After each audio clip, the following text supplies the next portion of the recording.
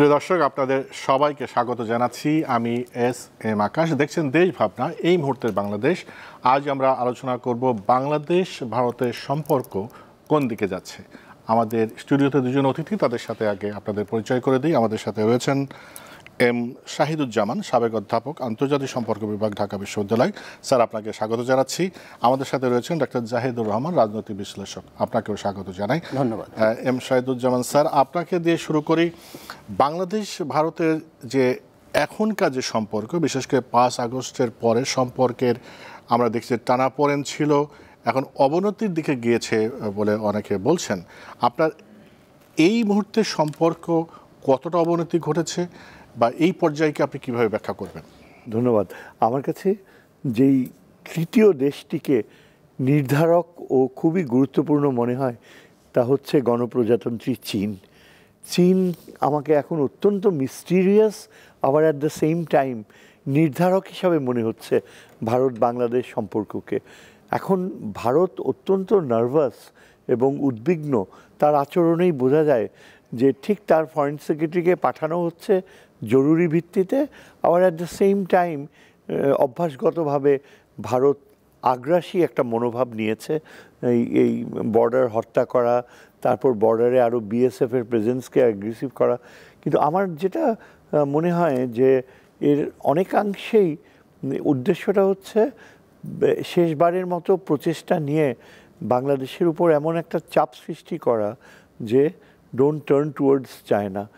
যে এবং চীনের বিষয়টা আমরা এখনও ঠিক অ্যাকুরেটলি কেউ রিড করতে পারছি না। চীন আসলে আমাদের সাথে অলরেডি কি একটা ইকুয়েশন তৈরি করে ফেলেছে?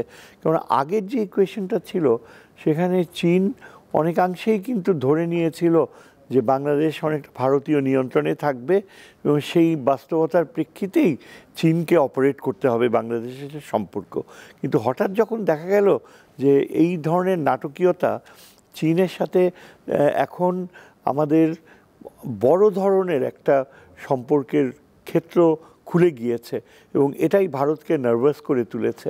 আমি মনে করি যে এর সবচেয়ে বড় ইঙ্গিত হচ্ছে যে এই যে রংপুরে সেকেন্ড ওয়ার্ল্ড ওয়ারের সময়কার এয়ারফিল্ডটা অ্যাক্টিভেট করা এবং তাকে এশিয়ার দ্বিতীয় বৃহত্তম এয়ারফিল্ডে পরিণত করা, এটা অ্যাবসলিউটলি আনঅ্যান্টিসিপেটেড। এবং এটা কেন এত বড় রকমের গুরুত্ব দেয়া হচ্ছে, এর একদম আমার কাছে যেটা মনে হয় একজন ভূ রাজনীতির ছাত্র হিসাবে, যে চায়না যে সাকসেসফুলি ভুটানের সাথে অ্যাগ্রিমেন্ট করে ডোকলাম একদিকে আদায় করেছে, অপরদিকে পূর্ব ভুটানে তারা যে একটা অংশ ভুটানের সাথে সোয়াপ করেছে ওই অরুণাচলের উপরে হস্তক্ষেপ করার জন্য, এই চিন্তাধারাগুলো এতদিন স্থিমিত হয়েছিল। হঠাৎ করে বাংলাদেশে যে অপরচুনিটিটা চায়নার জন্য খুলে গিয়েছে, তার ফলে চায়না যেটা নীরবে দূর থেকে আমার মনে হয় চাচ্ছে যে যত শীঘ্রই সম্ভব আমাদের উত্তরের শিলিগুড়ি করিডোরের কাছে আমাদের সীমান্ত যেন এমনভাবে আমরা সংরক্ষিত করি, এয়ার পাওয়ার। আবার দেখেন ভারত কি দ্রুত পদক্ষেপ নিয়েছে বাংলাদেশের, যে স্পেসিফিক ইয়েগুলো, এই হাসিমারা এয়ারফিল্ড যেটা সবচেয়ে কাছে, সেখানে তারা তাদের নিজস্ব প্রযুক্তিতে তৈরি করা প্রায় 50 শর্ট রেঞ্জ আর মিডিয়াম রেঞ্জ ক্ষেপণাস্ত্র বসিয়েছে। এবং শোনা যাচ্ছে শুধু রাফেল বিমানই না, SS-400 যে অ্যান্টি মিসাইল সিস্টেম, সেটাও নাকি কাছাকাছি ইনস্টল করেছে। অর্থাৎ সাময়িক হোক আর স্থায়ী হোক, ভারতের সবচেয়ে উল্লেখযোগ্য যে সামরিক বহর, এয়ার পাওয়ার, সেটাই তারা কিন্তু এই অঞ্চলে হঠাৎ শিফট করে নিয়ে এসছে। এটা কারণটা কি? আমি বলছি না যে কোনো যুদ্ধ পরিস্থিতি হচ্ছে, কিন্তু আমার ধারণা হচ্ছে যে চীনকে ভারত এখন অত্যন্ত আনপ্রেডিক্টেবল ফ্যাক্টর হিসেবে হঠাৎ করে দেখতে পাচ্ছে এবং তারা শেষবারের মতো ফরেন সেক্রেটারি বাংলাদেশকে এসে ওয়ার্নিং দিয়ে যাবে। যে আমরা আপনার কাছে আবার আসবো ডাক্তার জাহিদুর রহমান স্যার যেটা বলেছেন যে ভারত যে এখন নার্ভাস বা ভারতের যে প্রতিক্রিয়া বা ভারতের গণমাধ্যমের যে প্রোপাগান্ডা, এটা একটা ব্যাখ্যা স্যার দিয়েছেন যে চীন কোনো ফ্যাক্টর হতে পারে। আপনি এই যে ভারত সরকারের যে প্রতিক্রিয়া 5 আগস্টের পরে, শেখ হাসিনা পালিয়ে যাওয়ার পরে ভারতের মিডিয়ার যে ক্রমাগতভাবে মিথ্যা ফেক নিউজ প্রচার করা এবং বাংলাদেশ ভারত সম্পর্কের ক্ষেত্রে ভারতের সরকারের প্রতিক্রিয়া মিডিয়ার ভূমিকাকে আপনি কীভাবে ব্যাখ্যা করেন? ধন্যবাদ। ভারতের সরকার আর মিডিয়ার ভূমিকাকে আসলে আলাদা করে দেখার কিছু নাই। মানে ভারতে গত বেশ কয়েক বছর থেকে ভারতের মিডিয়াকে ভারতের গুরুত্বপূর্ণ জার্নালিস্টরা বা গুরুত্বপূর্ণ অ্যাক্টিভিস্টরা গদি মিডিয়া বলছেন, মোদির সাথে মিলে মোদির গদি মিডিয়া। এবং ভারতের অবস্থান এখন প্রেস ফ্রিডম ইন্ডেক্সে 159 is the ranking out of 180 countries. আমাদের চাইতে 6 ধাপ উপর, আমরা 165, কিন্তু পাকিস্তান 152, মানে পাকিস্তানের চাইতে তারা এতটা খারাপ আছে। সো ওই মিডিয়াগুলোকে আমরা আসলে ভারত সরকারের বক্তব্য হিসাবেই দেখব, কারণ একটা সরকার তার সব বক্তব্য সরকারিভাবে দিয়ে দেয়া কঠিন। সুতরাং সে কিছু বক্তব্য, বেশ কিছু বক্তব্য মিডিয়ার মাধ্যমে দেয়াবে। আমি একেবারে blind BJP supporter, ANI, Republic TV এগুলোর কথাও বলছি না, এগুলোকে সরিয়ে রাখেন। যেগুলোকে দীর্ঘ সময় আমরা প্রেস্টিজিয়াস নিউট্রাল ধরনের মিডিয়া মনে করতাম, ওগুলোরও পারফরমেন্স রোল আমরা এখন দেখব, জাস্ট তাদের প্রোপাগ্যান্ডা। কেন তারা এরকম করছে? আমার কাছে 3টা ব্যাখ্যা আছে। প্রথম ব্যাখ্যাটা হচ্ছে, যেটা আসলে প্রধান, এটাই প্রধান কারণ, ভারত তার ডোমেস্টিক যে পলিটিক্স আছে তাতে তার হিন্দুত্ববাদী যে রাজনীতি, তাতে সে দেখাতে চায় পৃথিবীর যেখানেই যে কোনোখানে, বিশেষ করে দক্ষিণ এশিয়াতে যদি হিন্দুরা কোনো না কোনোভাবে অত্যাচারের শিকার হয়, সে যদি চাপের শিকার হয়, সে তার রক্ষাকর্তা। এই ন্যারেটিভ সে রীতিমতো একটা আইন পাশ করেছে তারা, সিটিজেনশিপ অ্যামেন্ডমেন্ট অ্যাক্ট, সেটার অধীনে যে কেউ গেলেই নাগরিকত্ব পেতে পারে। সুতরাং ভারতের তার ভোট ব্যাংকের কাছে সে দেখাতে চায় যে হিন্দুরা অত্যাচারিত হচ্ছে এবং আমি তাকে সেভ করছি। এবং আমরা যোগ করব যে সাম্প্রতিক সময় আমাদের আশেপাশে এবং 1.5 বছরের মধ্যেই ভারতের পশ্চিমবঙ্গে নির্বাচন আছে। সুতরাং তার এই হিন্দু কার্ড বাংলাদেশে সে খেলছে, এই প্রোপাগ্যান্ডার উদ্দেশ্য সেটা।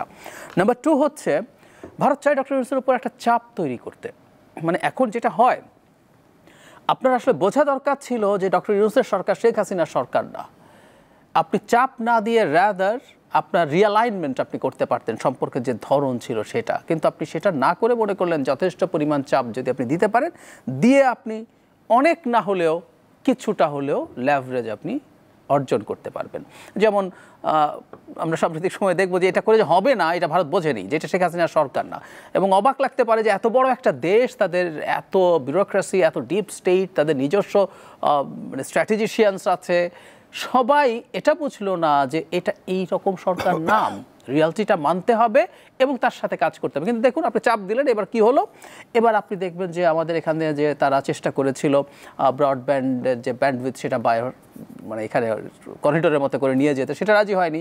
নট অনলি দ্যাট, আমরা আজই নিশ্চয়ই একটা নিউজ দেখেছি, সেটা হচ্ছে স্বরাষ্ট্র উপদেষ্টা বলছেন বাংলাদেশে কোনো অবৈধ বিদেশি থাকতে পারবে না, কাজ করতে পারবে না। উনি স্পেসিফিকলি ভারতের কথা বলেনি, কিন্তু এটাকে আমরা ট্রান্সলেট করব ভারতের কথা হিসেবে। অসংখ্য ভারতী, সংখ্যাটা কয়েক লক্ষ ভারতী শুধুমাত্র ট্যুরিস্ট ভিসায় এসে এক্সটেন্ড করে করে এখানে কাজ করেন, এবং বিলিয়নস অফ ডলার, এটা কত এখনও নিশ্চিত না, বৈধ অবৈধ মিলে অ্যারাউন্ড 10 বিলিয়ন হতে পারে। সুতরাং আপনি চাপ দিয়ে কিন্তু ওই ঘটনাটা উল্টো ঘটছে। নাম্বার 3 রিজন তারা যেটা আছে বলে মনে করে, সেটা হচ্ছে ইগো আছে। মানে ভারতের সর্বশেষ যখনই ভারতের ফরেন পলিসি নিয়ে প্রচুর সমালোচনা হতো, যে তুমি নেপালের এই অবস্থা, তোমার শ্রীলঙ্কাতে, মলদ্বীপসে তো রীতিমতো অ্যান্টি ইন্ডিয়া ক্যাম্পেইন করে একজন প্রেসিডেন্ট যে হয়ে গেল, নেপালের মতো হিন্দু প্রধান দেশ, যেটার একসময় রাষ্ট্রধর্ম হিন্দু ছিল, কালচারালি পুরো মিল তাদের, সেই দেশও তার শত্রু। তখন ভারত খুব মানে তাদের ফরেন পলিসির লোকজন বলতো যে আমরা বাংলাদেশকে দেখো, আমরা কত চমৎকার একটা প্রতিবেশী আছে এবং ওকে আমরা আমাদের মতো করে কবজা করে রাখতে পেরেছি। এটারও যখন পতন হলো, আসলে ভারতের আর কোথাও কোনো মানে তার লিস্ট কোনো সাকসেস তাদের ফরেন পলিসি আর নাই। সো একটা বৃহৎ রাষ্ট্র যে সুপার পাওয়ার হবে কি হবে না, ইজ এ ডিফারেন্ট ডিবেট, তার আচরণ বলছে সে হবে না, কিন্তু একটা বিরাট রাষ্ট্র তার তো ইগো হার্ট হয়েছে, সুতরাং তাকে এই রেটরিক চালাতেই হবে সেই ইগো থেকে বেরিয়ে আসার জন্য। মোটা দাগে এই তিনটা জিনিসের কারণে তাদের এই অ্যাটিটিউড। জি, আপনার কাছে আবার আসবো স্যার। যেটা আপনি বলছিলেন যে চীন ফ্যাক্টর, কিন্তু ভারতের কথা যদি আপনি একটু স্পেসিফিক বলেন যে আমাদের এখানে তো যে অভ্যন্তরীণ রাজনৈতিক বাস্তবতা, শেখ হাসিনা তো এখন নাই, এবং এখানকার মানুষ কি চায়, ভারত কেন এই রিয়ালিটিটা বুঝতে পারছে না, আপনার কি মনে হয়? ভারত খুব ভালো করেই বোঝে এই রিয়ালিটিটা, এবং Bharat totally consciously arrogance display করছে। এখানে ভারতের সবচেয়ে বড় যে অন্যতম চালিকা শক্তি হচ্ছে আরএসএস, এবং তাদের সুস্পষ্ট ইনস্ট্রাকশন বিজেপিকে যে হাসিনার সময়কার যে পররাষ্ট্রনীতি ছিল সেটাই যেন পরিচালিত করা হয়, কেননা তাদের আলটিমেট গোল, যেটা strategic objective of foreign policy আমরা বলি, তা হচ্ছে অখণ্ড ভারতের ধারণা আরও কাছাকাছি যাওয়া। এবং সেটা করতে হলে এই বাংলাদেশের জনগণের উপরে একটা প্রচণ্ড মনস্তাত্ত্বিক চাপ সৃষ্টি করা, এখানকার হিন্দু জনগোষ্ঠীকে এটা বিশ্বাস করানো যে আলটিমেটলি ভারতের অখণ্ড ভারত আইডিয়ার মাধ্যমেই এখানকার হিন্দুদের স্যালভেশন হবে, উন্নতি হবে।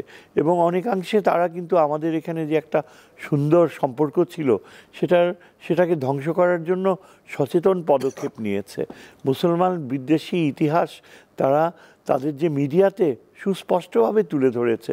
আপনি যদি কলকাতার দূরদর্শনের বিভিন্ন বাঙালির উৎপত্তি, ভারতীয় যে জাতীয়তাবাদের উৎপত্তি, সেগুলোর উপরে ব্যাপকভাবে প্রোগ্রামস হয়, ইতিহাস চর্চা হয়, ইতিহাসবিদদের ডেকে এনে তাদের কথা শোনানো হয়। কখনো আপনি একজন মুসলিমের নাম দেখতে পাবেন না, অথচ ভারতের ইতিহাসে সেই 1857 থেকে শুরু করে মুসলমানরা সংখ্যায় অনেক বেশি জীবনদান করেছে, অনেক বেশি তারা ফাঁসির কাস্টে ঝুলেছে, এবং প্রত্যেকটা অকেশনেই আপনি খিলাফত মুভমেন্ট থেকে শুরু করে দেখেন তাদের ত্যাগ। কিন্তু ভারতীয় ইতিহাস চর্চায় এখন পশ্চিমবাংলার মতো একটা প্রদেশ যেখানে বলতে গেলে বিজেপি ক্ষমতায় নেই, সেখানকার দূরদর্শনেও কিন্তু মুসলমানদের কোনো স্থান নাই।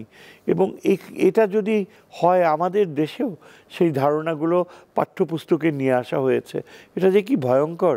আমি জানি না আপনি জানেন কি না যে সিলেটের পাশেই করিমগঞ্জ, যেটা বলা যায় আসামের মুসলমানদের সবচেয়ে অ্যারিস্টোক্রেসি বলা যায়, অভিজাত্যের জায়গা হচ্ছে করিমগঞ্জ। সেই করিমগঞ্জের নাম পরিবর্তন করে এখন শ্রীধাম রাখা হয়েছে। কত বড় একটা অপমানজনক বাস্তবতা, এবং সেখানকার মুসলিমরা মাথা চোখ বন্ধ করে সেটা সহ্য করে যাচ্ছে। এইরকম যে একটা ডেমোগ্রাফিক শিফট তারা পরিকল্পনা করছে, এখন লেটেস্ট তারা রটাচ্ছে তাদের মিডিয়াতে যে হিল ট্র্যাক্টস কীভাবে বিশ্বাসঘাতকতা করেছে ব্রিটিশ, সেখানে মুসলমান মেজরিটি নাই কেন, কিভাবে এই পার্বত্য চট্টগ্রামকে তার ওইখানকার বৌদ্ধদের ইচ্ছার বিরুদ্ধে এই ইস্ট পাকিস্তানের অংশ করা হয়েছে। অথচ এটা তারা বলে না কখনো যে এই যে কাছাড় করিমগঞ্জ ডিস্ট্রিক্ট তারা নিয়েছে, ব্রিটিশদেরকে বাধ্য করেছে র্যাডক্লিফকে, তার উদ্দেশ্যটা ছিল, তারা বলেছে যে আসাম থেকে ত্রিপুরায় যাওয়ার জন্য এবং একটা ডিরেক্ট ট্রেন লাইন মেনটেন করার জন্যই নাকি তাদের করিমগঞ্জ কাছাড় প্রয়োজন। কাজেই তারা করিমগঞ্জ কাছাড়ের ব্যাপারটা নিয়ে পুরা বার্গেন করেছে, এবং হিল ট্র্যাক্টসের বাস্তবতাকে তারা মেনে নিয়েছে, কেননা তারা আরও অনেক বেশি পেয়েছে। মালদা, মুর্শিদাবাদ সবই তাদের দিকে চলে গিয়েছে। আজকে এই যে নতুন করে তারা হিল ট্র্যাক্টসের ক্রন্দন তুলছে, এটাই বোঝা যায় যে আমাদের জন্য এটা কতখানি গুরুত্বপূর্ণ যে চীনের সাথে আমরা, এমনকি সেদিন একটা আলোচনা হচ্ছিল যে মার্কিনিরা কি বাংলাদেশের এই নীতিকে অ্যাকসেপ্ট করবে, কিন্তু বাংলাদেশের জন্য অপশানটা হচ্ছে যে মার্কিনিরা যতখানি হয়তো আপত্তি তুলুক না কেন, চীনের সাথে আমাদেরকে এই একটা সম্পর্ক গড়তেই হবে উত্তর পূর্ব ভারতকে নিয়ে। জি, ডাক্তার জাহিদুর রহমান স্যার প্রথমে বলতেছিল যে চীন এখানে একটা বড় ফ্যাক্টর আছে ভারতকে এই আপসেট হওয়ার পেছনে। সেখানে একটা এছাড়া পাকিস্তানের সাথে বাংলাদেশের নতুন করে সম্পর্ক হওয়ার ক্ষেত্রে ভারতের আসলে দুশ্চিন্তাটা আসলে কোথায়, আপনার কি মনে হয় ভূ রাজনৈতিক প্রেক্ষাপট যদি? মানে খুব অদ্ভুত ব্যাপার হচ্ছে, আপনি স্ববিরোধী কাজ করছেন। আপনি বাংলাদেশের উপরে যত চাপ বাড়াতে থাকবেন, আপনি যেটা চান না সেটা ঘটার সম্ভাবনা বেশি থাকবে। আমি একটু পেছনে ফিরে যাই। শেখ হাসিনার সরকারের সময় যখন আমেরিকা শেখ হাসিনাকে যথেষ্ট চাপ তৈরি করছিল একটা অ্যাকসেপ্টেবল এবং পার্টিসিপেটরি ইলেকশনের জন্য, তখন ভারতের সোকল্ড ইন্টেলেকচুয়ালদের এটাই ছিল মূল কথা। শেখ হাসিনা খুব ভালো কিছু না, ঝামেলা টামেলা করছে, কিন্তু তাকে খুব বেশি যদি চাপ দেন তাহলে সে চীনের দিকে চলে যাবে। চায়নার ফুটপ্রিন্ট এমনিই বাড়ছে, ইত্যাদি ইত্যাদি, চায়নার প্রকল্প লাগবে এরকম একটা অথরিটারিয়ান সরকারের। তো এখন তো ভারত একই কাজই করছে, আসলে একই কাজই করছে। ও চাপ দিল তো ব্যাপারটা তাই ঘটার কথা। এবং ইনফ্যাক্ট শেখ হাসিনা যাওয়ার সাথে সাথে আমরা দেখব পাকিস্তান সরকারের সাথে যোগাযোগ শুরু করেছে। আমরা মনে রাখবো নিশ্চয়ই যে পাকিস্তানের রাষ্ট্রদূত এই 2-3 দিন আগে বেগম খালেদা জিয়ার সাথে সাক্ষাৎ করেছেন। নট অনলি দ্যাট, বাংলাদেশ পাকিস্তানের কাছ থেকে আর্টিলারি শেল কিনেছে 40,000 আর্টিলারি শেল, অনেক বেশি কিছু না। আমি একটা তথ্য দিই দর্শকদের উদ্দেশ্যে। রাশিয়া ইউক্রেন ওয়ারে সাধারণ দিনে রাশিয়া 20 থেকে 25,000 আর্টিলারি শেল ইউজ করে এবং ইউক্রেন 7-8,000। সংখ্যাটা অনেক বেশি না, কিন্তু এটা নিয়েই আপনি দেখবেন যে ভারত প্রচুর রিয়্যাক্ট করছে। নট অনলি দ্যাট, পাকিস্তান থেকে একটা জাহাজ সরাসরি বাংলাদেশে এসছে এবং সেখানে পাকিস্তানকে নানা রকম ব্যারিয়ার দেওয়া ছিল, অন্য সব জাহাজে হতো না, এখানে ম্যানুয়াল সিকিউরিটি চেক হতো, সেটাও স্বাভাবিকভাবে তুলে নেওয়া হয়েছে। এটা নিয়ে নানান কথাবার্তা, তারা এবার নাকি অস্ত্র আসছে জাহাজে করে অস্ত্র আসতেই পারে। আমরা যদি পাকিস্তানের কাছ থেকে অস্ত্র কিনি, পাকিস্তানের কাছ থেকে যদি আমরা সস্তায় ভালো অস্ত্র পাই, আমরা কিনবো না কেন? কিন্তু এগুলোই তাদের মধ্যে অ্যালার্ম বেল বাজাচ্ছে। At the same time China, সেও খুব চেষ্টা করবে, প্রধানমন্ত্রীর সাথে দেখা করেছে, বেগম খালেদা জিয়ার সাথে দেখা করেছে, এবং ভবিষ্যতে যারা ক্ষমতায় আসতে পারে বা ক্ষমতার ভাগীদার হতে পারে, বিএনপি, জামায়াত এবং ইসলামী দলের প্রতিনিধিদেরকে নিয়ে ঘুরিয়ে নিয়ে আসছে। সো এগুলো তাদের দিক থেকে হচ্ছে। এখন আমি তাদের প্রিভিয়াস একটা টেনশনের জায়গা আছে, শেখ হাসিনা থাকলে তারা ওই জায়গাটাতে তারা স্ট্র্যাটেজিকলি কোনো একটা কিছু কাছাকাছি করতে চাইতো, এটা একটু যোগ করে রাখা ভালো। সেটা হচ্ছে বাংলাদেশ যখন চায়নার সাবমেরিন কিনেছে তখন তো তারা এটা নিয়ে খুবই রিয়্যাক্ট করেছে, কিন্তু সাবমেরিনের যে ঘাঁটি হচ্ছে ডক, কক্সবাজারের পেকুয়া নামে একটা জায়গায়, ভারতের মিডিয়াতে এই সাবমেরিন ডক নিয়ে কিন্তু প্রচুর সমালোচনা হচ্ছে যে একটা স্থায়ী এখানে একটা অবস্থান তৈরি করছে চায়না, এবং শেখ হাসিনা থাকলে তারা এটার কাছাকাছি কোথাও না কোথাও তারা কোনো একটা জায়গায় অবস্থান চাইতো। এখন যেহেতু শেখ হাসিনা নেই, এটাও তাদের একটা স্ট্র্যাটেজিক স্ট্রেসের বা টেনশনের কারণ হয়ে দাঁড়িয়েছে। সো এটাই ভবিতব্য। এখন ভারত যেখানে যেখানে সরকারকে ঝামেলা করার চেষ্টা করবে, চায়না সেখানে আসবে। এইভাবে মানে গ্রেট পাওয়ারগুলো কাজ করে কোনো এলাকায়, এবং অদ্ভুত ব্যাপার হচ্ছে সে যেটাকে ভয় করে সে এমন কাজ করছে, সেটাই আসলে সে প্রকারান্তর আরও ফ্যাসিলিটেট করছে। জি স্যার, যেটা আলোচনা করছিলাম যে ভারতের, আপনি প্রথম দিকে বলছিলেন যে একটু টেনশন বা আপসেট হওয়ার কারণ হচ্ছে চায়নার এখানে ভূমিকা থাকতে পারবে, বাংলাদেশের সাথে চায়নার যে আরও বেশি এনগেজমেন্ট হতে পারে, এবং পাকিস্তানের সাথে বাংলাদেশের যে সম্পর্ক যে উন্নতি দেখা যাচ্ছে, এটা কোথায় কোথায় ভারতের আসলে দুশ্চিন্তার কারণটা কি? দেখেন, পাকিস্তানের সাথে 50 বছর আমাদের কোনো খুব বেশি মানে এমন একটা স্টিরিওটাইপ টিমমেট ছিল যে আন্তর্জাতিক সম্পর্কের মৌলিক আইনকেই ভঙ্গ করে, যে পার্মানেন্ট ইন্টারেস্ট বলে কথা রয়েছে, পার্মানেন্ট ফ্রেন্ডস বা শত্রু বলে কিছু নেই। কিন্তু আনফর্চুনেটলি আমাদের দেশে এই যে 71-এর যুদ্ধটার পরিণতিতে পাকিস্তানের যে ডেমোনাইজেশন অফ পাকিস্তান এমন মাত্রায় চলে গিয়েছে, ইচ্ছাকৃতভাবে ভারত সেটা করেছে, কেননা ভারত সবসময় চেয়েছে যে পাকিস্তানের সাথে আমাদের একটা স্থায়ী দূরত্ব থাকুক। কিন্তু আমরা এখন বুঝতে পারছি যে পাকিস্তানের যে সামরিক সামর্থ্য গড়ে উঠেছে, সেখানে বেনিফিট নেওয়া, যেটা কিছুক্ষণ আগে বলা হলো, যে সেখান থেকে বেনিফিট নেওয়ার সুযোগ আমাদের রয়েছে।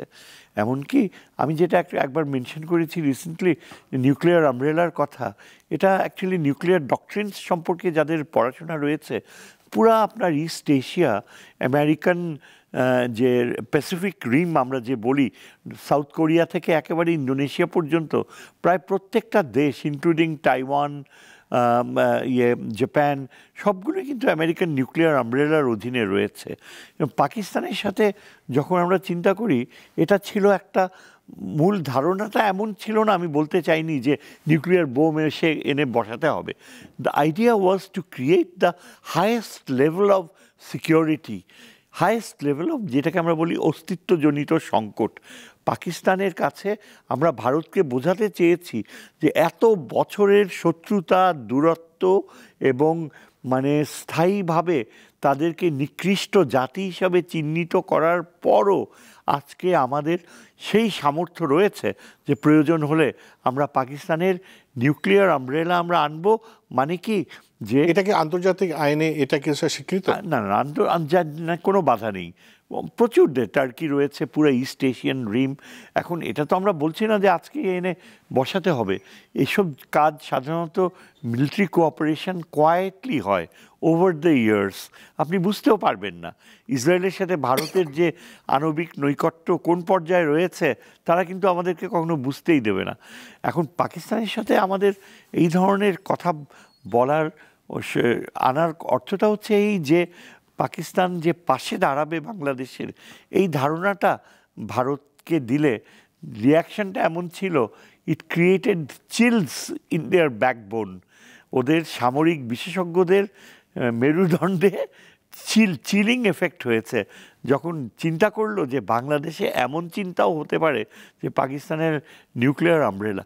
এটা বেসিক্যালি একটা মনস্তাত্ত্বিক, কারণ আণবিক নিবারকের কথা যখন আমরা বলি তখন এর অর্থ এই না যে আমরা আণবিক যুদ্ধ ব্যবহার করব, যুদ্ধ অস্ত্র আনবো, সেটা সিনেমাতে হয়। কিন্তু এর অর্থটা হচ্ছে নিবারক, আণবিক নিবারকের কথা এনে একটা মনস্তাত্ত্বিক ভয় দেখানো। আর পাকিস্তানের সাথে সর্বোচ্চ পর্যায়ে ভালো সম্পর্ক রাখা, এটা কথা বলছি। যেমন এই যে ফার্স্ট স্ট্রাইক, হ্যাঁ, নেটো এখনও রাইট অফ ফার্স্ট স্ট্রাইককে ব্যবহার করে। পাকিস্তান ভারতের বিরুদ্ধে রাইট অফ ফার্স্ট স্ট্রাইক বলে যে যদি আমাদের অস্তিত্বের সংকট হয় আমরাই প্রথমে নিউক্লিয়ার বাটন টিপব। এর অর্থই না যে সত্যি যুদ্ধ হবে, কেননা নিউক্লিয়ার ওয়ার মানে এটা সবাই ধ্বংস হয়ে যাবে। কিন্তু এই মনস্তাত্ত্বিক চাপটা দিয়ে আপনি ভারতকে নিবৃত্ত করা, ভারতকে এটা মেসেজ দেয়া যে দেখো এত 16 বছর সব আদায় করে নিয়েছ, এই হ্যাবিট, এই পুরনো হ্যাবিট আর চলবে না। এই হ্যাবিটের থেকে তোমাদের বের করে আনতে হলে যদি প্রয়োজন হয় আমরা এই পাকিস্তানের সাথেও এই সহযোগিতা, এটাই ছিল ধারণাটা। যে ডাক্তার জাহিদুর রহমান, আমরা যদি দেখি যে ভারত আমাদের প্রতিবেশী, তাদের সাথে তো আমরা সবসময় বলে আসছি বা বাংলাদেশ বলে আসছে যে তাদের সাথে একটা, বিশেষ করে এই সরকার বলে আসছে যে আমাদের কোনো নতুজানু নীতি না, আমাদের সমমর্যাদার ভিত্তিতে বন্ধুত্বের সম্পর্ক হবে। কিন্তু এখন যে পর্যায়ে আছে আমরা যেটা দেখছি, এর আগে ধরেন কূটনৈতিক পর্যায়ে সরকার তো সরকার আলোচনা হতো, কিন্তু এই যে ভারত সরকারের যে প্রতিক্রিয়া বা গণমাধ্যমের যে প্রপাগান্ডা, এখন তো মানে জনপরিসরে সহিংসতা পর্যায়ে চলে আসতেছে। আমরা দেখেছি ভারতে এটা হয়েছে, বাংলাদেশে আমাদের পদযাত্রা হচ্ছে। তো এই যে জনপরিসরেও বিষয়টা চলে আসা, এটা কি আসলে জটিল দিকে চলে যাচ্ছে বলে মনে হয়? জটিল দিকে তো যাচ্ছেই, এটাতে কোনো সন্দেহ নাই। কারণ হলো, আবারও বলছি, আমরা আসলে যা হচ্ছে আমাদের দেশে রিয়াক্টিভ স্টেপস হচ্ছে, আমরা কোনো প্রোঅ্যাক্টিভ স্টেপস নিচ্ছি না। আমাদের তো কথাই ছিল আমরা আসলে সমমর্যাদার ভিত্তিতে, এমনকি সমমর্যাদাও না, আমরা যদি বেসিকটা বুঝি জিও পলিটিক্স এবং ইন্টারনাল পলিটিক্সের, আমরা আসলে এটা মানি যে একটা বড় দেশ যেটা আমার একদম পাশে আছে, বড় দেশ in terms of population and the size of economy, per ক্যাপিটার কথা বলছি না, তার মিলিটারি হার্ডওয়্যারের পাওয়ার, আপনি নিউক্লিয়ার ওয়েপন সরিয়ে রাখলেও তার যে কনভেনশনাল ওয়েপনের যে পাওয়ার, সব কিছু একটা বিরাট দেশ। গ্লোবাল পাওয়ার ইন্ডেক্সে ইন্ডিয়া নন নিউক্লিয়ার ওয়েপনে পৃথিবীতে 4th, আমেরিকা, রাশিয়া এবং চায়নার পরেই। তো ও কিছু বেশি লেভারেজ করে কোনো জায়গায় আমার কাছ থেকে পেতেও পারে, সেটাও নেগোসিয়েশনের ভিত্তিতে। কিন্তু আপনি আমার সাথে ডিল করছেন কলোনির মতো, that's the main problem. In fact ওইখানেই সমস্যাটা ছিল। এখন বিপদ আবার এখনও ওইটাই রয়ে গেছে। আপনি যখন একটা মারাত্মক কমফোর্ট জোনে বেশ কয়েক বছর থাকবেন, for the last 15 years at least, আপনি খুব কমফোর্টেবল অবস্থায় থেকেছেন, আপনি যা বলছেন শেখ হাসিনা জাস্ট বসে আছে করে দেওয়ার জন্য, যা বলছেন এনিথিং, সেই জায়গা থেকে যখন আপনি দেখলেন যে একটা দেশ তার সরকার প্রধান ইভেন দায়িত্ব নেওয়ার আগে ডক্টর ইউনূস কিন্তু প্যারিসে বসে ইন্ডিয়ান মিডিয়ার সাথে যখন কথা বলেছেন ভারত প্রশ্নে, সেখানে একটা স্বাধীন সার্বভৌম দেশের সরকার প্রধানের মতো কথা বলছেন। এবং যে কেউকে আমি বলি, আপনি ডক্টর ইউনূস কি বলেছে দেখুন, কোনো র্যাডিক্যাল কথা না, জাস্ট খুব সাধারণ কথা, কিন্তু শেখ হাসিনার তুলনায় এগুলোকে খুব র্যাডিক্যাল মনে হচ্ছে এবং এটাই ভারত মেনে নিতে পারছে না। এই হলো সংকটের জায়গা। এখন ভারত এরপর যেটা করছে, যেটা আপনি তুললেন, সেটা হচ্ছে তারা জনগণের মধ্যে এটাকে ছড়িয়ে পরিকল্পিতভাবে দিচ্ছে। আবারও বলছি, কারণ তার ডোমেস্টিক পলিটিক্স আছে। আমি তুলনা করতে চাই পুতিনের সাথে। পুতিনের একটা ন্যারেটিভ আছে, মোদিকে আমি ঠিক সেই ন্যারেটিভটা ইউজ করতে দেখি। পুতিনের ন্যারেটিভ হচ্ছে পৃথিবীতে যেখানে যেখানে রাশিয়ান স্পিকিং পিপল আছে, বিশেষ করে এক্স সোভিয়েত যেসব স্টেট হয়েছে এখন, তাদের কাস্টোডিয়ান হচ্ছেন পুতিন। ইউক্রেনের সাথে ফুল ফ্লেজের যুদ্ধের আগে আমাদের নিশ্চয়ই মনে আছে 14 সালে ক্রাইমিয়া দখলের পর ডনবাস রিজিয়ন, যেটা দনিয়েস্ক এবং লুহান্সকে, রাশিয়ান স্পিকিং পিপলের হাতে কিন্তু রাশিয়া অস্ত্র তুলে দিচ্ছিল। ওখানে একটা লো ইন্টেন্সিটি সিভিল ওয়ার কিন্তু এমনিই চলছিল। যুক্তি কি দেখাচ্ছে? এটা মুখের কথা, কিন্তু মূল ব্যাপার অন্য। কিন্তু মুখে সে বলছে রাশিয়ান স্পিকিং পিপলকে পারসিকিউট করা হচ্ছে, সো আমি তাকে সাহায্য করব। ভারতে ঠিক একই ন্যারেটিভ। আপনি কাউকে রক্ষা কখন করতে পারেন? যখন কেউ বিপদগ্রস্ত হয়। সো আমাদের দেশে হিন্দুরা বিপদগ্রস্ত না হলেও বলা, প্রয়োজনে তাকে বিপদগ্রস্ত হিসাবে তৈরি করা হবে। এবং জনগণের মধ্যে যখন আপনি এটা ছড়িয়ে দিতে পারছেন, আপনার তো ভোট পাওয়ার জন্য অনেক ভোট লাগে না। আপনি একটা ন্যাশনাল ইলেকশনে 30, 32, 33, 35% ভোট যদি পেয়ে যান, আপনি তো সরকার গঠন করে ফেলেন। সো আপনি ওই পার্সেন্টেজ অফ মানুষকে যদি র্যাডিক্যালাইজ করতে পারেন, আপনার তো ভোটের জেতা নিশ্চিত হয়ে যায়। সে কারণে ওদের মিডিয়া, ওদের পলিটিশিয়ানরা পরিকল্পিতভাবে কাজটা করছে। এবং যেহেতু সামনে পশ্চিমবঙ্গ বিধানসভা নির্বাচন, এবং যেহেতু এটা আমাদের লাগোয়া একটা রাজ্য, মিস্টার শুভেন্দু বিজেপির নেতা মাঠে কি করছে দেখতে পাচ্ছেন তো। সো এই কারণেই ওখানে হয়েছে। আর ভারতে যখন এই ধরনের র্যাডিক্যাল চিন্তা, র্যাডিক্যাল অ্যাক্টিভিটি হবে, তার কিছু রিয়াকশন আমাদের দেশে হবে। কিন্তু আমরা অসাধারণ ধৈর্যের পরিচয় দিয়েছি আসলে। মানে চিন্তা করুন তো, ভারতের কোর্ট প্রেমিসেসে একজন হিন্দু আইনজীবীকে মুসলিমরা কুপিয়ে হত্যা করছে। কিংবা চিন্তা করুন তো, আমাদের এখানে ওদের একটা ডেপুটি হাই কমিশনে বা সহকারী হাই কমিশনে আমরা হামলা করছি, ওদের পতাকা পুড়িয়ে ফেলছি। ভারতে কি হতো? এই ঘটনাগুলোর পর দেখেন বাংলাদেশের মানুষ অসাধারণ, অসম্ভব চমৎকার ধৈর্য দেখিয়েছে। এমনকি আজ বিএনপির যে পদযাত্রা ছিল, সেটাও একেবারে শান্তিপূর্ণ একটা পদযাত্রারই ঘোষণা দিয়েছে, গিয়ে তারা স্মারকলিপি দেবেন, সেটাও অনেক দূরে থামিয়ে দেওয়া হয়েছে। সো সেই তুলনায় আমরা অনেক কম রিয়াক্ট করছি এবং এটা খুবই পজিটিভ সাইন আমাদের জন্য। আচ্ছা স্যার, এই যে জনপরিসরে এই সম্পর্কের রেশ চলে আসা, এটাকে আপনি কীভাবে ব্যাখ্যা করবেন? এটা তো এক জায়গায় রাশ মানে টানতে হবে, মানে এটাকে তো যদি বাড়তে দেওয়া হয়, সরকার পর্যায়েও টেনশন বাড়লো, আবার জনপরিসরেও টেনশন বাড়লো, তাহলে তো আমাদের প্রতিবেশীর সাথে একটা সম্পর্ক একটা জায়গায় তো চলনসই একটা জায়গায় আসতে হবে। আমার মনে হয় এখানে আমাদেরকেই দায়িত্ব নিতে হবে। ভারতের জনগোষ্ঠী মিডিয়ার মাধ্যমে এফেক্টেড হয়েছে এবং ধরে নেওয়া হয় যে প্রচুর অর্থায়ন ঘটেছে সেখানে। এটা ভারতের মিডিয়া যে পৃথিবীতে অন্যতম শ্রেষ্ঠ প্রোপাগান্ডা মেশিনারি, এটা এখন সুস্পষ্ট প্রমাণিত হয়ে গেছে। আরেকটা কথা বলা যায় যে সবচেয়ে বড় সাফারের এই জনরোষের মাধ্যমে হয়েছিল পাকিস্তান। কারণ পাকিস্তান আমার মনে হয় এত খারাপ দেশ না থাকতে যতখানি ভারত তাকে ডেমোনাইজ করেছে। এবং এর জন্য আমার কাছে মনে হচ্ছে যে আমরা যদি পাকিস্তানের সাথে এখন একটা স্বাভাবিক যাওয়া আসার সম্পর্ক করি, ডিরেক্ট ফ্লাইটস হয়, ভারত নিজ থেকেই এখন উপলব্ধি করবে কলকাতায় এখন অনেক ক্ষতিগ্রস্ত হচ্ছে জনজীবন। এরা যতই মুখে বলছে বা দাবি করছে, একে একে কিন্তু ভারতের উপরই আঘাতগুলো পড়ছে। এবং আগামী দিনগুলোতে আমার মনে হয় ইউনূস গভর্নমেন্ট যে ট্রেন্ড দেখাচ্ছে, তারা আরও বেশি কার্যকর পদক্ষেপ নিতে সাকসেসফুল হবে।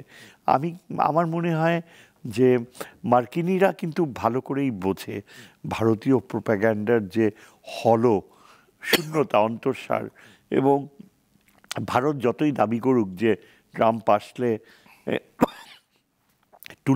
তুলসী গ্যাবার্ড আর এই ক্যাশ প্যাটেল তাদের পক্ষে একটা বড় অবদান রাখবে, আমার তা মনে হয় না। কারণ already both of them are exposed. কংগ্রেসে এদের প্রচুর বাধা আসবে। এবং মার্কিনিরা তাদের যে কূটনীতিক যে প্রয়াস, সেখানে আগেকার রাষ্ট্রদূত তিনিও একটা বড় পজিটিভ রোল প্লে করবে, যে বাংলাদেশের যে ভিকটিম রিয়ালিটিটা আমেরিকানরা শ্রদ্ধা করবে। আমি দেখেছি যে মার্কিন ফরেন পলিসিতে যতই বাড়াবাড়ি থাকুক না কেন, একটা পর্যায়ে তারা কিন্তু যে আন্ডারডগস যারা মানবিকতা যারা দাবি করে তাদের পক্ষে থাকে। কারণ ভারত যত ভাবছে যে মার্কিনিরা তাদের ইচ্ছা মতো বাংলাদেশকে কোণঠাসা করে দেবে, আমার মনে হয় হবে না।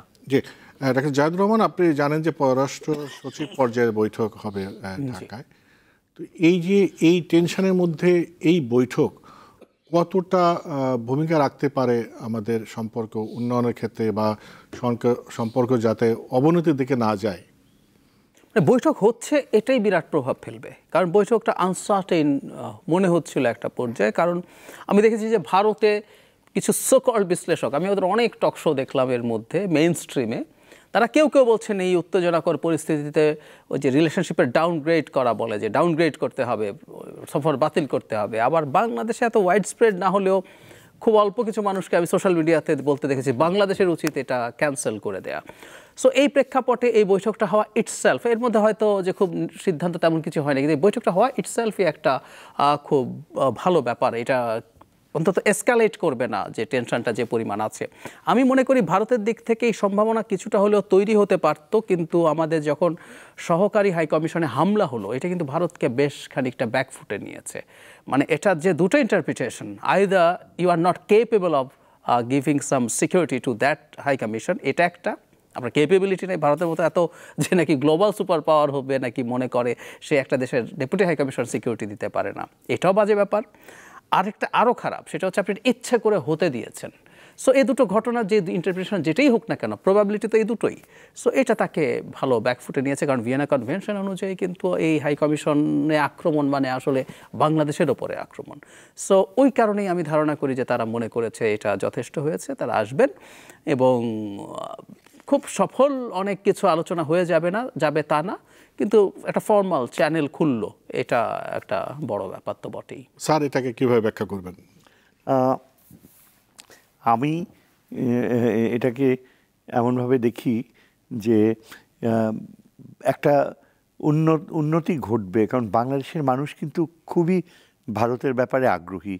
যতই এমনি ঘৃণাবোধ থাকুক না কেন, ভারতের সাথে সংযোগ, গণসংযোগ, ট্রাভেল, ভারত খুব সুন্দর কতগুলো ট্রাভেল অ্যারেঞ্জমেন্ট করেছিল আমাদের। যেমন ঢাকা থেকে জলপাইগুড়ি পর্যন্ত যে ভারতীয় ট্রেন, সেখান থেকে আপনি একেবারে সেই আওয়াধ এক্সপ্রেসে করে ওইখান থেকে দিল্লি, কাশ্মীরে পর্যন্ত চলে যেতে পারতেন। এগুলো পপুলারাইজড হতে পারত আস্তে আস্তে। আমি মনে করি আমাদের একটা ভারতকে পাল্টা প্রস্তাব দেওয়া উচিত। এটা কারো মাথায় আসেনি এখন পর্যন্ত, কিন্তু আমার মাথায় এসছে এই কারণে যে ভারত যেহেতু ত্রিপুরা থেকে ওই যে আগরতলা টু কলকাতা যে বাস সার্ভিসটা, আমার মনে হয় তারা অবিলম্বে রিস্টোর করতে চাইবে। আগরতলার লোকেরা এখন খুবই বুঝতে পারছে যে তারা কত বড় নিজের পায়ে নিজে কুড়াল মেরেছে। আমি তো মনে করি ভারতকে প্রস্তাব দেওয়া উচিত যে তোমরা যদি আমাদের ভিতর দিয়ে ট্রেন লাইন চালাতে, ট্রেনে নিতে চাও, আমাদেরকেও Dhaka to Lahore train journey, train express train করা সম্ভব। 3 দিন লাগবে। যদি লালগড়, এই যে আসামের লালগড় থেকে না ডিব্রুগড় থেকে বিকানের পর্যন্ত প্রত্যেক দিন ট্রেন যায়, 4 দিন লাগে, প্রত্যেক দিন যায় পাকিস্তান বর্ডার পর্যন্ত, তাহলে ঢাকা টু লাহোর তো অসম্ভব কিছু না।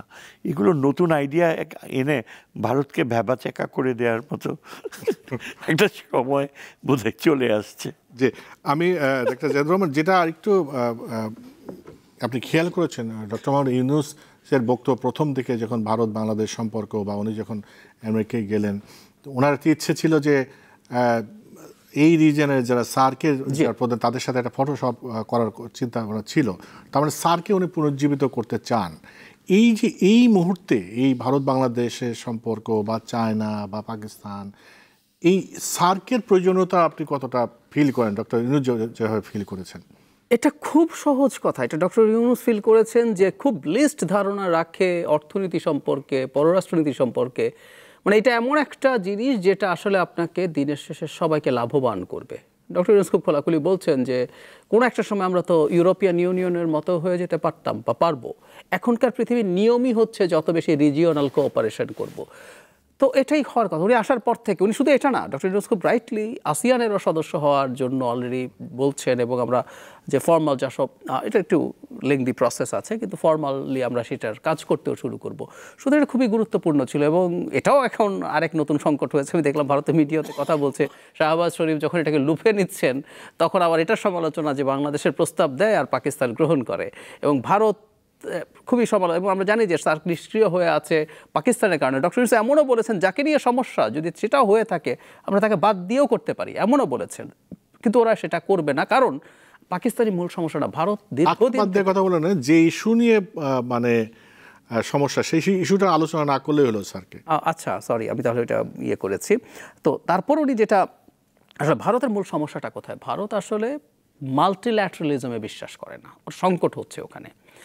ও চায় সবসময় বাইল্যাটারালি ডিসকাস করে, বাইল্যাটারাল নেগোসিয়েশনের মাধ্যমে সব কিছু করতে, এবং সে যেহেতু বড় পাওয়ার সে চেষ্টা করে ওটাকে ব্যবহার করে একটা অন্য সবগুলো যে সুপ্রিমেসিটাকে রাখা। যখন আপনি মাল্টিল্যাটারাল একটা কোঅপারেশনের জায়গায় আসবে, সেখানে অন্যান্য দেশ আছে, সবাই একত্র হওয়ার সুযোগ আছে, ওখানে ভোটাভুটির প্রশ্ন আসতে পারে, সব মিলে সে ব্যাকফুটে যেতে পারে। বা ব্যাকফুটও না, আসলে আপনি যদি লিস্ট একটা ডেমোক্রেটিক অ্যাটিটিউড থাকে আপনি তো এটা মানবেন, কিন্তু আপনি তো আসলে চাইছেন এখানে আপনি বুলি করতে, আপনি চাইছেন চাপ তৈরি করতে, আপনি চাইছেন শক্তি প্রয়োগ করতে।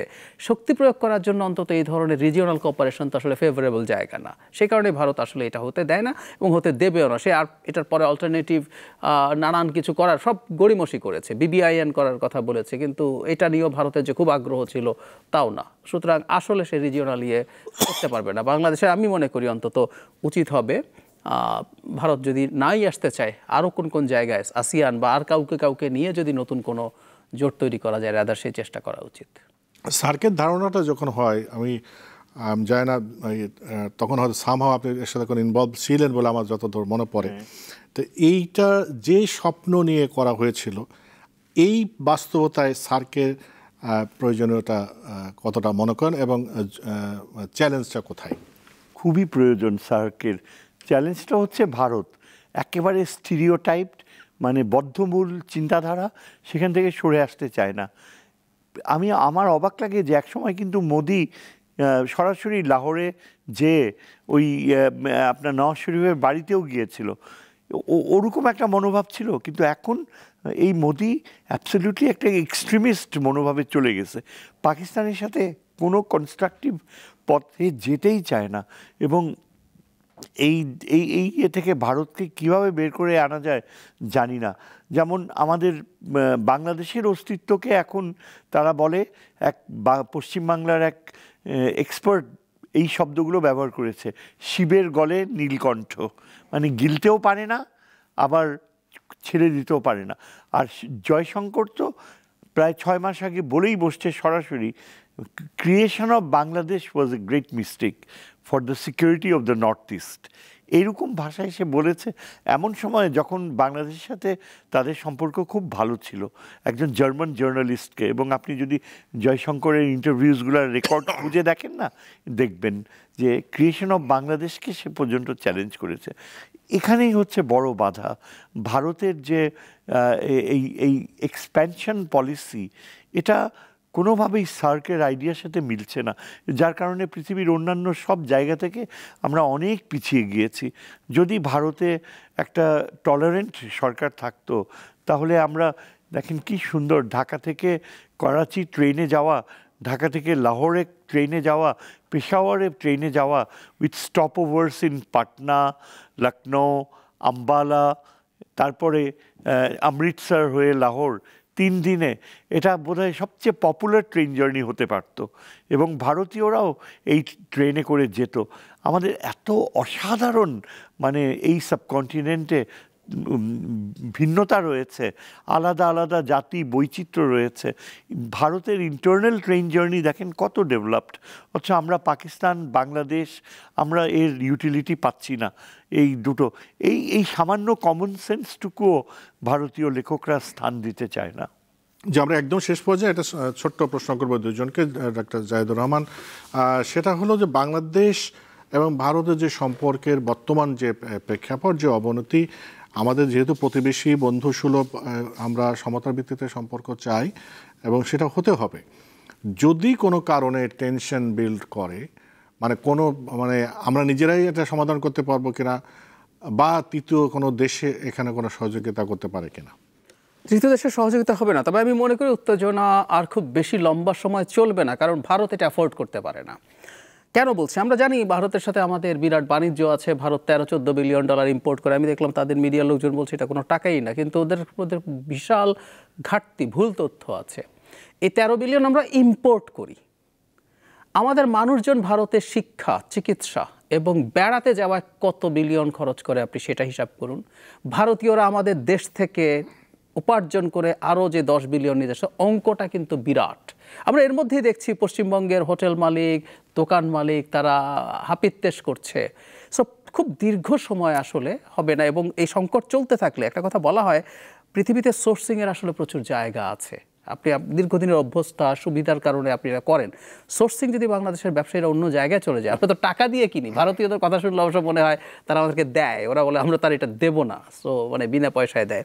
সো আপনি যখন টাকা খরচ করবেন, আপনি অনেক জায়গায় অল্টারনেটিভ সোর্সিং করতে পারবেন। ফলে আমি বিশ্বাস করি যে ভারত খুব অল্প সময়ের মধ্যে, তার মৌখিক রেটরিক কিছু থাকবেই, কারণ তাদের অভ্যন্তরীণ রাজনীতি আছে এবং বিধানসভা নির্বাচন আছে পশ্চিমবঙ্গের 26 সালের মার্চ এপ্রিলে। সো ওটা কমে আসবে। আর যদি বড় সংকট হয়ে যায়, আমার মনে হয় না যে মধ্যস্থতা করার মতো কেউ আছে, এবং ট্রাম্পের সময় আমি আসলে এই সম্ভাবনা খুবই কম দেখি। আগে যদি বাইডেন থাকতো বা একটা ডেমোক্রেটিক সরকার থাকতো, তাদের জায়গা থেকে কিন্তু এক ধরনের বাংলাদেশের এই টেনশন এসকালেট করার ক্ষেত্রে ডেটারেন্ট হিসাবে কাজ করতে পারতো। ট্রাম্প সরাসরি কোনো কোয়ার্সিভ কিছু করবে না হয়তো, কিন্তু ডেটারেন্ট হিসাবে যে কাজ করতো, সেই কাজটা ট্রাম্প সরকার আসলে করবে না। কারণ আমি এটুকু বলে শেষ করি, ট্রাম্প আসলে রিপাবলিকান না, মানে ও রিপাবলিকান দল থেকে নির্বাচিত হয়েছে, ও ট্রাম্প। এই জন্য ওর জন্য একটা ট্রাম্পিজম একটা টার্ম আছে। ধরুন অন্য কেউ যদি নির্বাচিত হতো, ওনার সাথে তো যে ওনার ভাইস প্রেসিডেন্ট ছিল মাইকেল পেন্স, ইলেকশন করতে চেয়েছিলেন, উনি একজন টিপিক্যাল রিপাবলিকান প্রেসিডেন্ট হতেন, তাহলেও কিন্তু সম্ভাবনা ছিল। কিন্তু Trump is a different person. যে স্যার, শেষ করবো একই কথা, যে আমাদের ভারত বাংলাদেশ সম্পর্কের যে এখন যে অবনতি দেখছি, এই অচল অবস্থা নিরসন কিভাবে হতে পারে? খুবই জটিল প্রশ্ন, তবে সেটা ঘটতেই হবে। আমিও আশাবাদী হতে চাই। নিরসন হওয়ার জন্য একটা সবচেয়ে ড্রামাটিক এফেক্ট হতে হবে যে ভারতের যে অত্যন্ত শক্তিশালী ইন্টেলেকচুয়াল ক্লাস, বুদ্ধি, এরা অনেক সরব, অনেক কথা বলে, কিন্তু যখন ওদের কথাবার্তাগুলো শুনবেন, তখন আমার কাছে অন্তত মনে হয়েছে এত সুপারফিশিয়াল এবং এত সাদা কালো, পাকিস্তানকে ডেমোনাইজ করে, চীনকে ডেমোনাইজ করে, এবং কোনো রকম এত কম, কেউই বলতে গেলে কেউ বলে না যে পাকিস্তানের সাথে একটা স্বাভাবিক সম্পর্ক হোক। হিন্দু মুসলিম পার্থক্য ভুলে যে আমরা তাদেরকে যদি ইন্টিগ্রেশনের কথা সত্যিই ভাবতে হয়, তাহলে আমাদেরকে বন্ধুত্বের হাত বাড়াতে হবে। কাজেই আমার মনে হয় বেশ কিছু সময়, আগামী দিনগুলো আরও অবনতি ঘটবে। তবে একটা সময় আমার মনে হয় আসবে, কোনো একটা নাটকীয় কিছু ঘটতে হবে, সেখানে আমার মনে হয় চীন উল্লেখযোগ্য রোল প্লে করতে পারে। ইসরায়েল এখন যেই পথে যাচ্ছে, বিশ্বযুদ্ধের দিকে টেনে নিচ্ছে, ট্রাম্প যদি কোনোভাবে ইউক্রেনের যুদ্ধটাকে একটা পরিণতির দিকে নিয়ে এসে শেষ করতে পারে, সেগুলো যদি আন্তর্জাতিক ব্যবস্থায় অসাধারণ কিছু পরিবর্তন ঘটে যায় কোনো একটা কারণে, তখন আমার এখানে ভারতও বাধ্য হবে, ভারতের লেখকরা। এবং আমার মনে হয় যদি মোদির কোনো একটা নাটকীয় কারণে তার পতন ঘটে, এবং কংগ্রেসই হোক বা কোলিশন গভর্নমেন্টগুলোই হোক, স্টেট গভর্নমেন্টগুলো মিলে যদি একটা অল্টারনেট সরকার ভারতে কখনো ক্ষমতায় আসে, তাহলে আমরা আশা করতে পারি। আমার কেন জানি মনে হয় বাংলাদেশ একটা গুরুত্বপূর্ণ ভূমিকা পালন করবে। বাংলাদেশ যে সাহসের সাথে ভারতের মোকাবিলা করছে, এবং আমরা পশ্চিমবাংলা ভারতীয়রা স্বীকার না করলেও ওরা কিন্তু মনে মনে ঠিকই বুঝছে যে বাংলাদেশ ঠিকই চরম পজিশন, দেয়ালে ঠেকে গিয়েছিল। তারা হাসিনাকে নিয়ে কি খেলা খেলতে গিয়েছিল, এটা তোরা জানে, তারা বোঝে, সাধারণ মানুষও বোঝে। সুতরাং আর শেষ পর্যন্ত they must learn to admit যে আমরা অন্যায় করেছি, বাংলাদেশকে আমরা ভুলভাবে ট্রিট করেছি। এই পরিণতিটা আমার বিশ্বাস আমরা আনতে পারবো। যে আমরা সেই প্রত্যাশা রাখি এম শাহিদুজ্জামান এবং ডক্টর জায়েদুর রহমান। প্রিয় দর্শক, আপনারা দেখলেন দেশ ভাবনা। এই মুহূর্তের বাংলাদেশ এবং ভারতের সম্পর্ক কোন দিকে যাচ্ছে সেটা নিয়ে আমরা আলোচনা করলাম। আমরাও প্রত্যাশা করি এম শাহিদুজ্জামানের মতো যে এখন এইটা শেখ হাসিনার বাংলাদেশ না, এটা একটা নতুন বাংলাদেশ। বাস্তবতা, বাংলাদেশের অভ্যন্তরীণ বাস্তবতা ভিন্ন। বাংলাদেশ সমতার ভিত্তিতে, মর্যাদার ভিত্তিতে বন্ধুত্বপূর্ণ সম্পর্ক চাই। এই প্রত্যাশা রেখে শেষ করছি। সবাই ভালো থাকবেন।